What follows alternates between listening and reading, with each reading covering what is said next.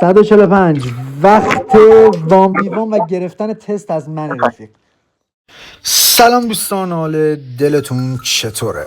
من برگشتم و با یه ویدیوی خفن خودم معرفی نکردم، این فیدل هستم و به حال برگشتم با یک ویدیوی جدید. آقا همه من میگن که تو چرا انقدر بی‌حوصله‌ای، چه میدونم انرژی نداری. آقا امروز با یه بمب انرژی هم یه روز استراحت کردم و این ویدیو رو پرقدرت براتون ریکوردش کنم و شما لذت ببرید. آقا داستان از این قراره، پرچم زدیم و رفتیم یه پرایوتی، یه کلنی بود و یه جورایی درخواست تستگیری کلن دادیم بهشون. اینجور داستانا ادامهش رو اسپویل نمی کنم، جلو خودتون ببینید. فقط لایک رو بکوبید، ساب کنید، کامنت بذارید که من انرژی بگیرم تا ویدیوهای بعدی هم با همین انرژی بیام و براتون کانتنت های جذاب بگیرم. دوستتون دارم، عشقای منید. فعلا داداش فقط حقیقتا من دنبال یک کلن میگردم، خب که اگه یه زمانی بهتون پی ام بدم گفتم آقا یه دو سه نفر گندگوزی کردن آنلاینشیم بریم کتکشون بزنیم. میدونی چی میگم؟ یعنی پلیرها همه سطح بالا. چون خودم به تنهایی که نمیتونم 5 نفر رو بزنم. قبول داری؟ الو روزون شما میشه دمت گرم. تست هم اسنایپر اول.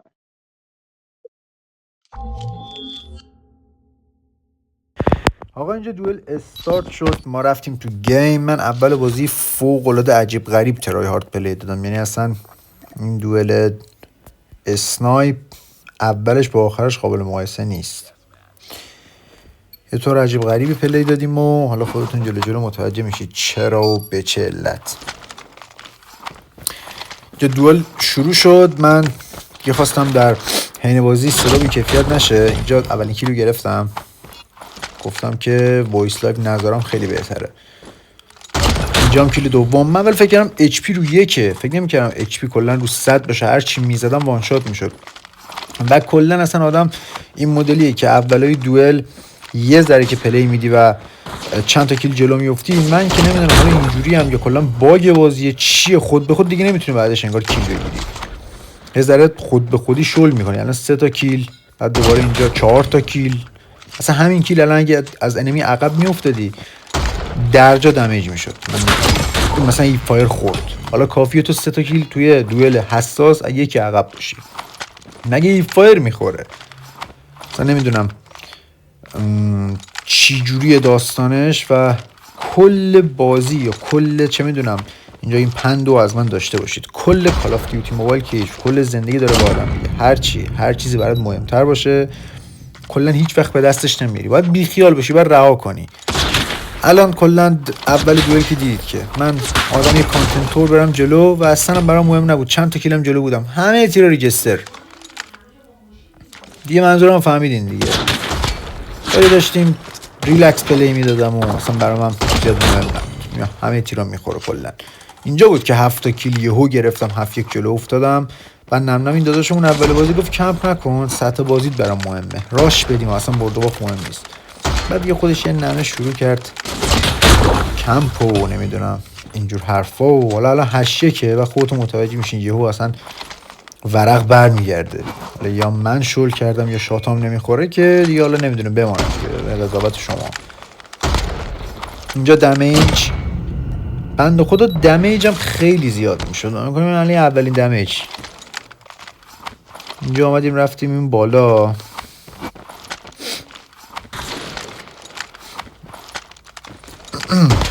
اینجا هم دوباره دمیج. من نمیدونم حداقل فاصله بین یه دونه کیل یا مثلا یه دونه میس باشه، چرا اولین دمیج باید بمیرم، دومین دمیج هم باید بمیرم؟ خیلی جالبه واقعا. بعد کشکایی که اول بازی دیدیم تو زانوی طرف زدم یه رود وان شات شد. اینجا حالا یه دمیج من شدم. اینجا ببینین همون هیپه که اونجا خورد اینجا نخورد. دقیقاً هم ایمم روش می‌کنم، دلیلش چیه؟ اینجا مثلا این شات خورد. بعضی وقت یه سری چیز عجیب غریبه، بعضی شاتا که با اینجا دوباره دمیج می‌بینید و هر بارم که دمیج میکنم من میمیرم، بعدش وان شات میشم. نمیفهمم واقعا داستان چیه. اینجا داداشمون که خط منو داشت، چند بار سعی کردم اینجا برم تو خطش، ولی خب دیگه جاشو عوض کرد و کلا داشت هولد پلی میداد. حالا نمیدونم دوباره اینجا مثلا این شات من نمیدونم چون اینجا هم دوباره دمیج واقعا من نمیفهمم. اینجا اومدم تروفی سیستم بندازم یهو دودل شدم اومدم ریلود کنم اصلا من نبود چی کار دارم میکنم انقدر که دمیج کرده بودم دیگه عصبی شده بودم. اینجا هم که این شات هم نخورد.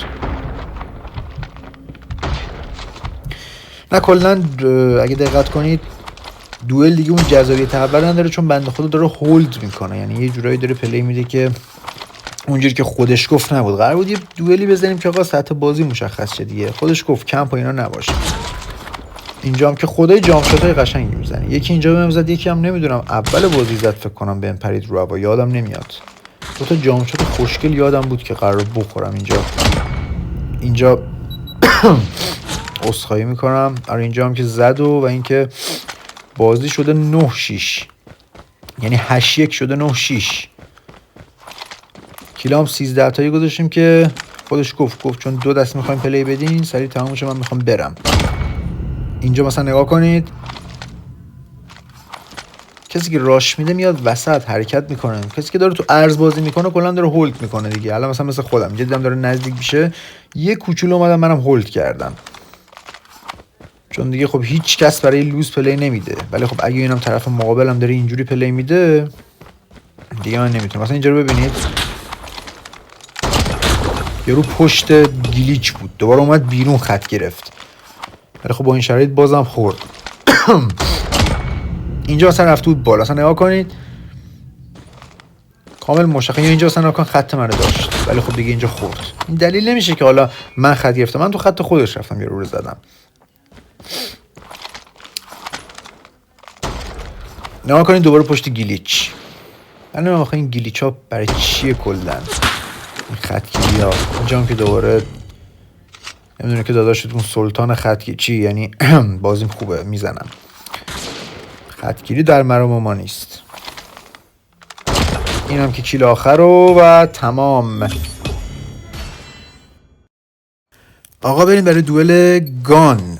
من دوئل گان رو کلن هم کوتاه شد هم خیلی ترای بودم. دوئل سریع تموم شد کلش واسهتون گذاشتم. میخوام این 3 دقیقه رو کلا خودتون ببینید لذت ببرید فقط. یعنی من هیچی نمیگم کلا روی این گانی که دوئلی که ما هم زدیم من اصلا صحبت نمی کنم. خودتون ببینید عشق کنید. فقط چیزی که خواستم بهتون بگم اتچمنت این یو اس اس رو براتون میذارم فوق العاده است. فوق العاده و یعنی فقط همینو میتونم بگم.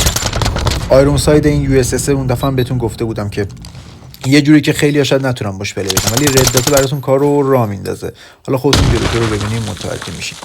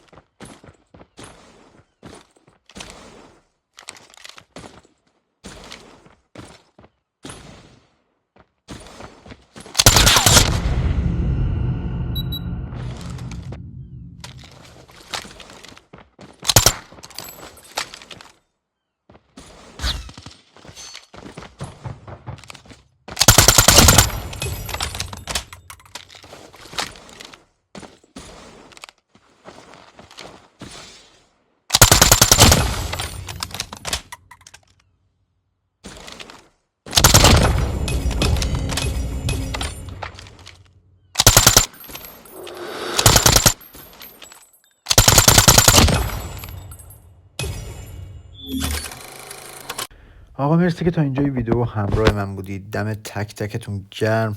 واقعا دوستتون دارم. بدونید که هیچ چیز بیشتر از این که شما حمایت میکنید، ساب میکنید، لایک میکنید و لطف میکنید ویدیوهای من رو نگاه میکنید برای من ارزش نداره. بازم میگم دمتون گرم، دوستتون دارم. تا یه ویدیوی دیگه، خدا نگهدار.